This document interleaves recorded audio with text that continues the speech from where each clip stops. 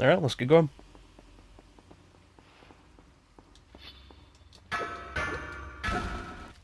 And so this is the thing with the new sword.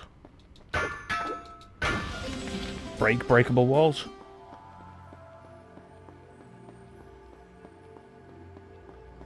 And we get another health upgrade, which is always appreciated.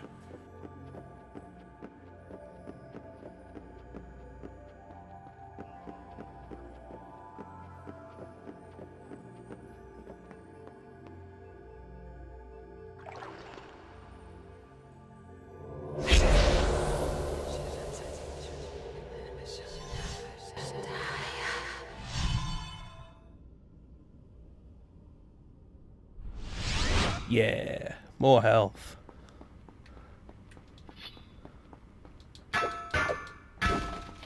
You do have the strength of loose tongue. Don't flatter me. Flattery gets you nowhere. That's not the same sword you had before. How would you know? I wasn't paying attention to my sword. Where are we? It said this palace was built on the ruins of an even more ancient one. But I thought that was just a story. And that palace was built on the ruins of an even older palace. And that palace was built on an older palace. And that palace was actually built on a swamp.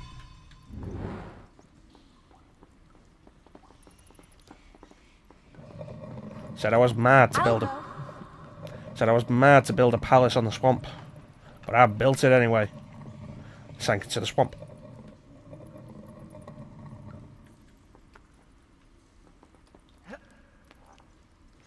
Well, here's where the premonition ended. I've mentioned before how I always hate that kind of thing, losing health. Mandatory losing health in platforming sequences. It really is something I hate. It's part of the reason why, well, it's the reason why I never finished Two Thrones.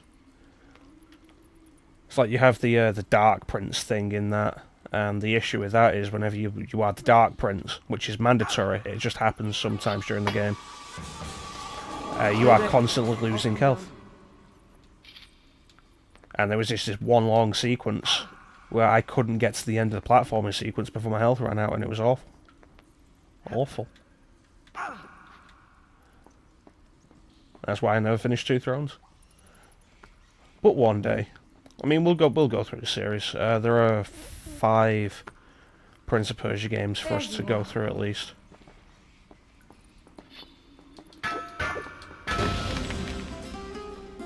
Yeah.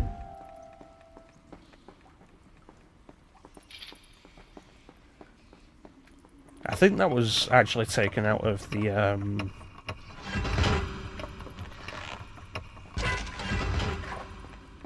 HD versions, the unlockable Prince of Persia 1.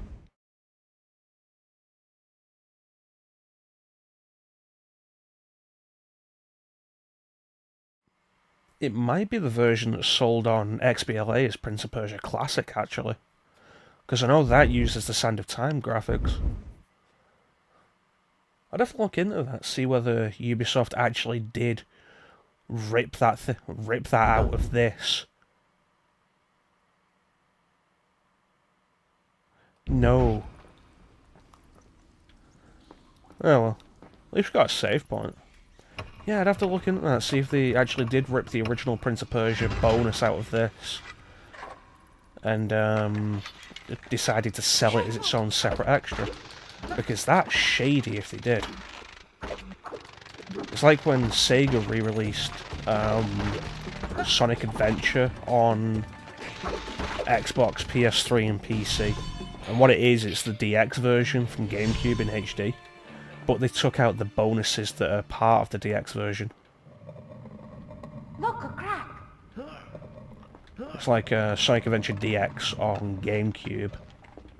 Has a bunch of extra stuff, unlockable Game Gear games, and like 100 bonus missions to do. Here I and the HD version of that. It's the DX game. It's the DX game, but the DX upgrades are DLC. And then they did the same with Sonic Adventure 2 Battle. Because the HD version is Adventure 2 Battle. Thank you for moving there, Farah. Yeah, the HD version is Adventure 2 Battle, which is the GameCube version. You can tell because it has distinct visual improvements over the Dreamcast original.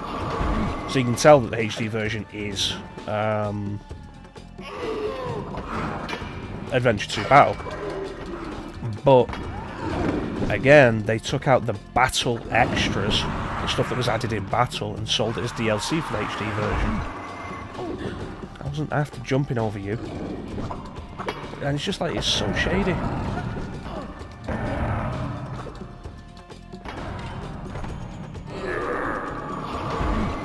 And I'm glad it's a practice that didn't really catch on. The idea of porting games in HD and then chopping those games up.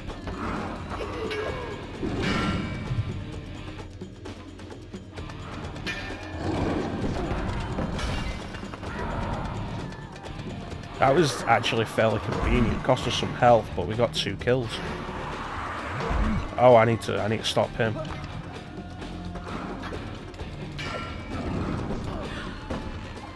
No. See, this is where the fighting actually becomes difficult, because protecting Farah, it kind of adds something of a time element to the fights. If you leave them long enough, they'll start going for her.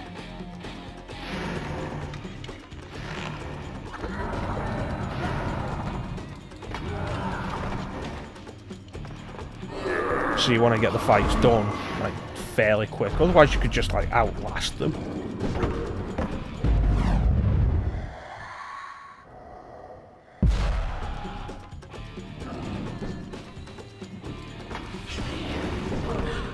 Damn it.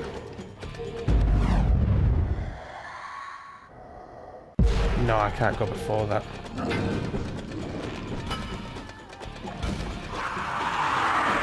This isn't good. Damn it.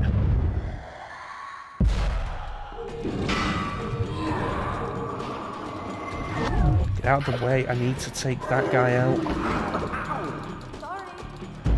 She killed me. And she shot me and killed me.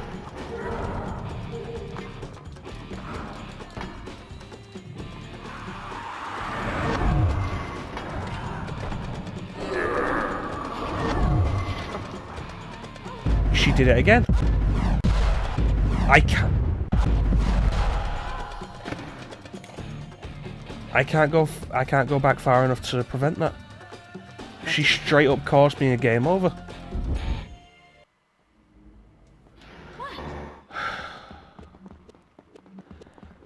Alright, we're gonna fast forward to when this is over.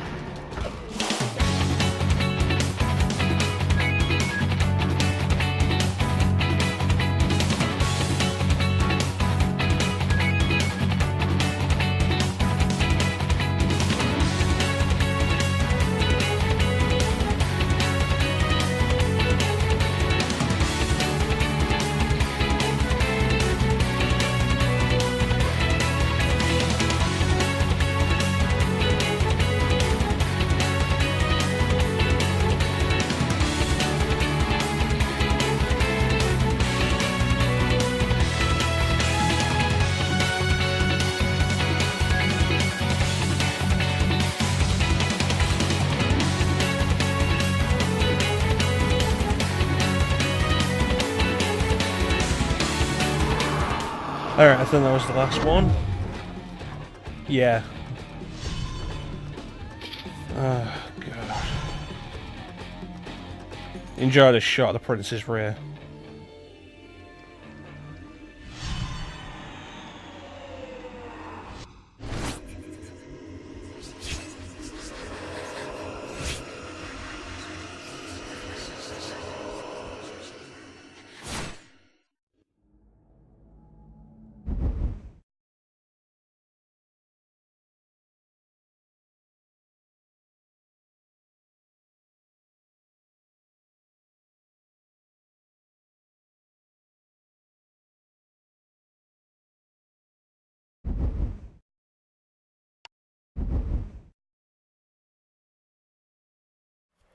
Oh, these fights.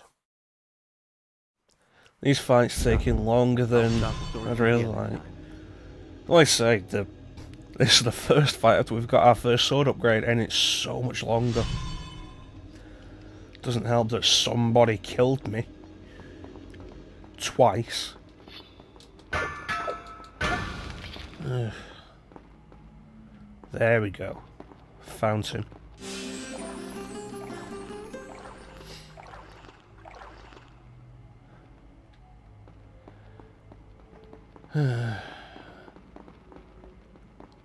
We'll need to open this door. Look for a switch. So I wasn't actually paying attention.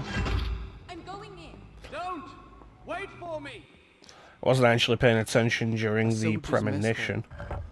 Smell of food still wafted from the kitchen. Scant hours ago, these tables had been filled with men, joking in camaraderie over their evening meal. Just as my father's men do back home in Seraph, at evenings they think themselves safe within the castle walls with no enemy to fight. Excuse me, I was having a monologue.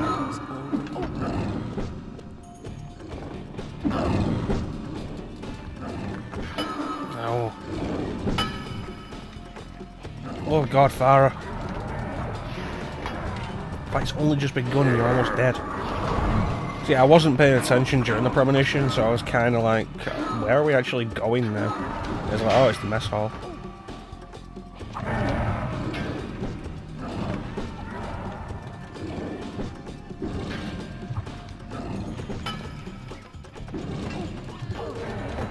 That was not fair. I just slid across the floor to me.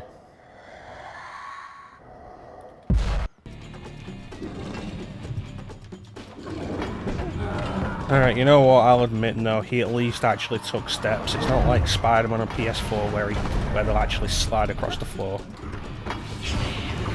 Damn it.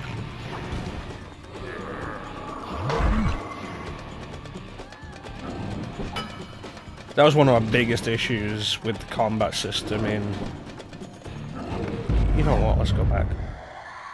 One of the biggest issues with the combat system in Spidey on PS4. If you didn't dodge at exactly the right time, enemies would basically just kind of slide across the floor towards you to actually land the hit. So if you dodged too early and you effectively just moved out of the range, they'd just slide towards the floor at you. Farah, have you thought about moving to a better position?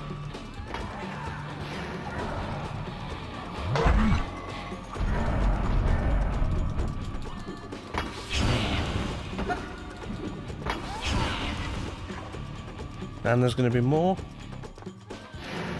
You can always tell when the fight's not done, because when the fight's done, the prince will stop moving and it'll do the cinematic weapon sheath.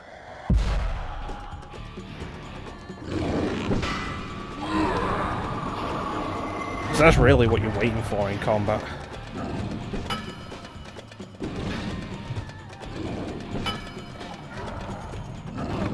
Damn it.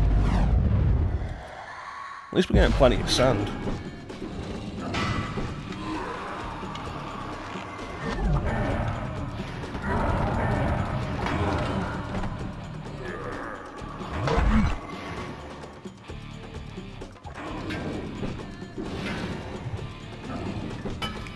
The timing for the counter stab with the dagger is actually really...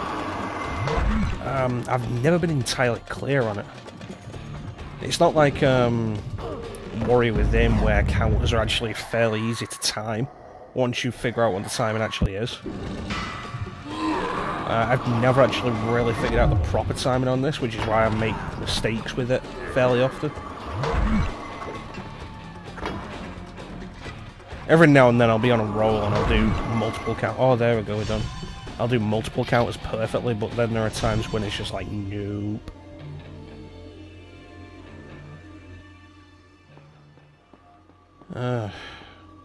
The good news is I think we actually have an extended platforming sequence now before the next battle, which I always enjoy.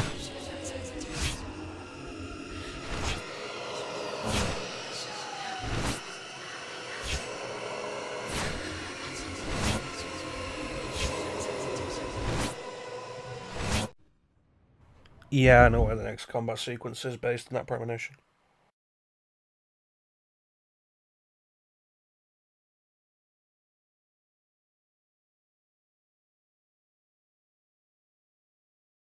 So are you noticing the difference with the 1080p rendering yet? I don't think I am, but I can barely notice the difference between 720 and 1080 at the best of times. I'll start the story from here next time. Of course, that said, I have trouble noticing. Oh, whoa, those light shafts. Yeah, that said, I have trouble noticing the difference between 30 FPS and 60.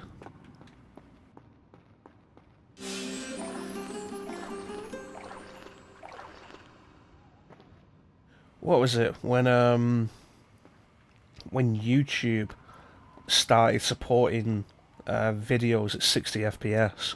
You know I can't climb like you can. Yeah, when YouTube started supporting videos at 60 FPS, I actually ended up watching some comparison shots displaying videos, like displaying the same footage at 30 versus 60, and it took me so long to even notice the difference.